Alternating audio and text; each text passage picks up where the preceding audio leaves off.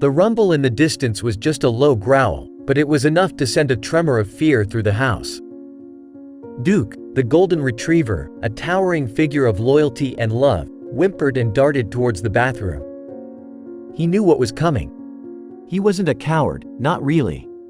He was the protector of the family, their furry guardian angel. But the thunder, oh, the thunder. It was a monster in the sky, a roaring beast with teeth of lightning.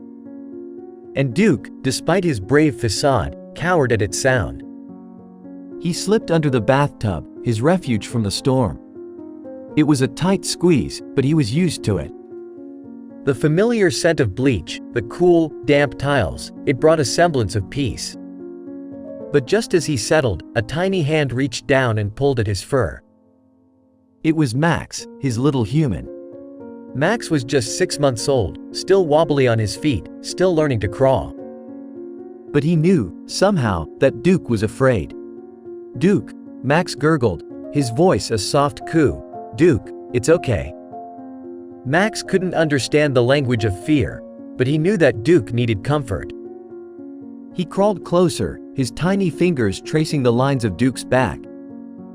Duke, used to the rumble of his human's laughter and the warmth of his touch, paused.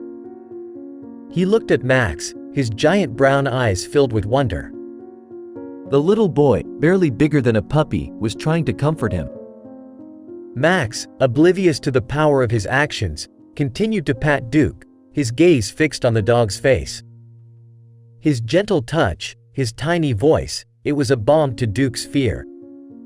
The rumble of thunder was still loud, but it was no longer a monster. It was just a sound, a background noise, as Max continued to comfort his friend. The storm raged outside, but in the safety of the bathroom, a bond was forged. It was a bond of trust, of love, of a tiny boy with a giant heart and his furry friend who found solace in his embrace.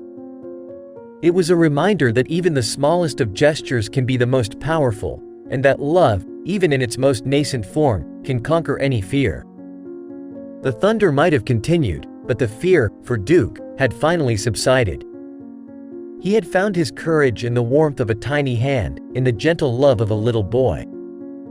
And in that moment, Duke knew, he wasn't just a protector, he was also protected. He was protected by the love of a child.